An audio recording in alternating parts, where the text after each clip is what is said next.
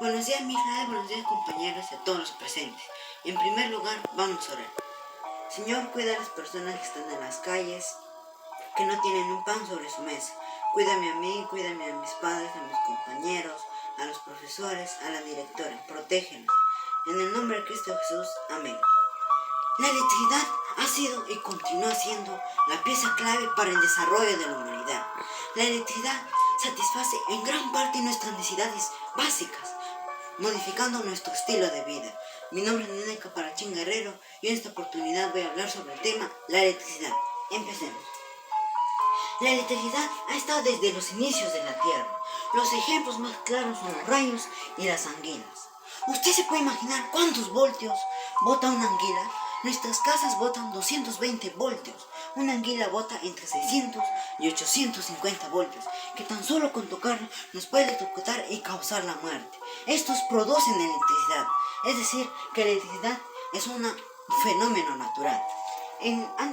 Hace 4.000 millones antes de Cristo, Tales de Mileto se dio cuenta que al frotar un pedazo de ámbar con lana, este puede atraer trocitos de hojas secas, como un imán. En griego, ámbar significa electrón, que años después se le llamó electricidad.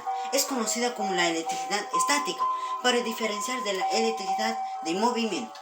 En 1800, Alessandro Volta utilizó como experimento a una anguila para crear la primera pila eléctrica, que a honor a su gran invento se le denomina voltio, que sirve para medir la tensión eléctrica. En 1833, Samuel Morse creó el telégrafo, que es el primer medio de comunicación.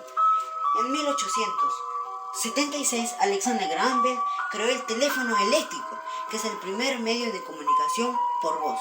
Ya había empezado la revolución de la electricidad en el siglo XIX, donde un gran invento dejó atrás el uso del carbón y el gas para iluminar las calles, donde surgió Thomas Alva Edison, que creó la lámpara incandescente en 1879, que duró 40 horas seguidas.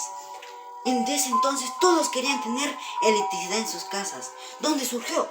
Nikola Tesla. Nikola Tesla era el empleado de Edison. Fue un físico y matemático. Él nació en Serbia.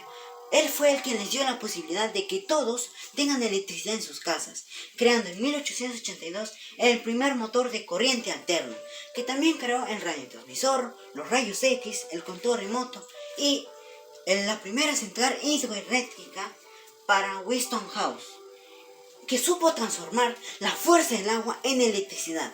A Nikola Tesla es considerado el creador de la industria eléctrica. Ya sabiendo todo esto, ya sabiendo que la electricidad son fenómenos naturales, ¿cómo puedo llevar la electricidad a mi casa? O agarro un rayo, lo llevo a mi casa y ya tengo electricidad. O cazo una anguila, lo agarro, lo llevo a mi casa y ya tengo electricidad. No, por eso existen las centrales eléctricas, que son la energía solar, las centrales hidroeléctricas, la energía eólica, la biomasa, la energía nuclear, la energía geotérmica y las termoeléctricas. En la energía solar se utilizan los rayos del sol, que las celdas fotovoltaicas lo reciben y lo convierten en corriente continua, donde toda esa energía va a un inversor, que la convierte en corriente eléctrica, que va a una subestación, que aumenta su voltaje, viaja por los cables y llega a nuestras casas. En la energía hidroeléctrica se utiliza la fuerza del agua, que hace girar turbinas, creando energía mecánica a energía eléctrica, que toda esa energía va a un transformador, que aumenta su voltaje, viaja por los cables y llega a nuestras casas. En la energía eólica se utiliza la fuerza del aire, que hace girar las hélices de un molino, creando energía mecánica a energía eléctrica. Toda esa energía va a una subestación, que aumenta su voltaje, viaja por los cables y llega a nuestras casas. En la biomasa se utilizan desechos naturales, como por ejemplo la madera, el plástico, la lata, etc. Mezclado con el agua, que crean el vapor, que hacen girar turbinas, toda esa energía va a un generador, que crean la energía mecánica a energía eléctrica, que va a una subestación, que aumenta su voltaje, viaja por los cables y llega a nuestras casas. En la energía nuclear está hecha por 3 fases: el edificio de contención, la sala de turbinas y la torre de refrigeración. En el edificio de contención es donde ingresa el agua más el uranio, donde se forma el vapor, donde el vapor pasa por la sala de turbinas, que hacen girar 2 turbinas, que crean energía mecánica, energía eléctrica. y todo el agua pasa por un sistema de refrigeración donde está ubicada en la torre de refrigeración, donde les permite salir el vapor. En la energía geotérmica se utiliza el calor de la tierra, creando vapor que hace girar turbinas. Toda esa energía va a un motor que la transforma en energía mecánica a energía eléctrica, que va a una subestación que aumenta su voltaje, viaja por los cables y llega a nuestras casas. Ustedes se imaginarán por qué está esta torre tan grande. Esta torre sirve para expulsar el vapor. En la energía termoeléctrica ya no se utiliza el uranio, ya no se utilizan desechos naturales, ahora se utiliza el combustible, el petróleo, el carbón y desechos fósiles, donde mezclados con el agua se crea el vapor, que con la fuerza del vapor hace girar turbinas, que toda esa energía va a un generador, que lo convierte en energía mecánica a energía eléctrica. Y todo eso va a una subestación que aumenta su voltaje, viaja por los cables y llega a nuestras casas. Ya sabiendo cuáles son las centrales eléctricas, vamos a ver cuáles de estas son las que utiliza nuestro país. ¿Serán las centrales hidroeléctricas? ¿Serán centrales de biomasa? ¿O serán las centrales de energía geotérmica? Vamos a ver. Las centrales eléctricas en el Perú, hay 4 tipos de centrales eléctricas. Son las centrales eólicas, las centrales hidroeléctricas, las centrales de biomasa, las centrales de energía solar. ¿Y dónde se ubican?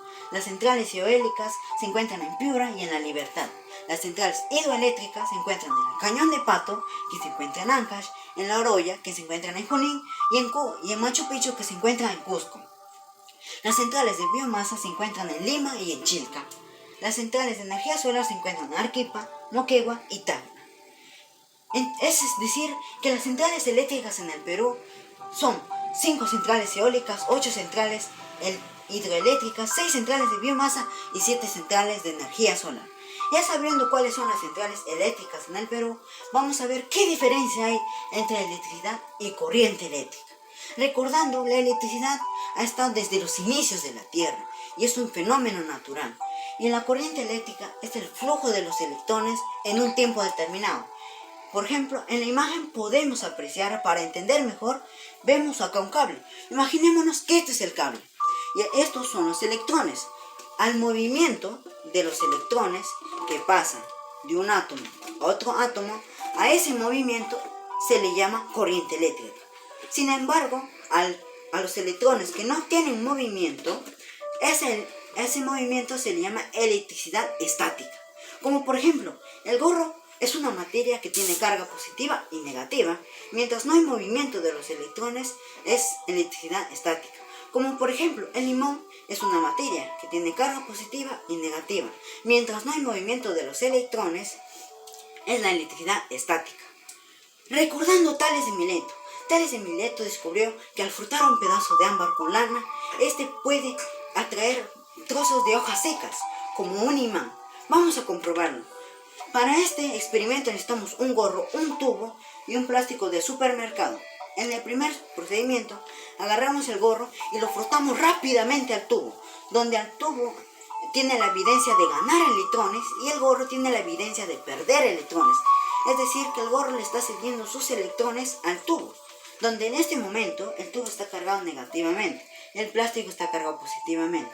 Que positivo y negativo se unen, como pueden ver, los separamos y se unen, pues negativo y positivo. Ya viendo el experimento, vamos a ver un experimento casero, que podemos crear una pila casera. En este experimento yo utilicé 2 naranjas, pernos y cables de cobre, y un foquito para alumbrar. ¿Por qué escogí las naranjas? Yo escogí las naranjas porque tienen electrolitos igual que la sal, pero la sal necesita de ayuda de algo acuático como el agua. Por eso escogí las naranjas. Las naranjas están unidas por pernos, por un cable de cobre y por otros cables de cobre. Como en este momento vamos a conectar al foquito y como pueden ver, el foquito alumbra pero de baja intensidad. Eso quiere decir que las naranjas tienen muy poca intensidad. ¿Por qué? Tienen 0.33 de energía eléctrica. Gracias, espero que les haya gustado mi exposición.